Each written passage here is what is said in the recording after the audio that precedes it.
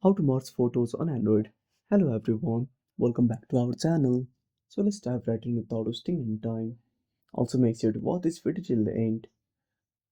So first of all, open up Google Photos on a device. If you haven't installed it, open up Play Store, tap on the search icon. Now type Google Photos, then tap on search, tap on Google Photos and install this application on your device. After installing, simply tap on open. Now find the photos you want to merge. Now simply keep holding one of the photos. Now select another and tap on create. Then tap on collage.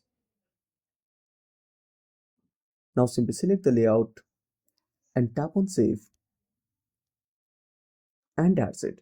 Thanks for watching. Make sure to subscribe our channel and hit the bell icon. See you in the next video.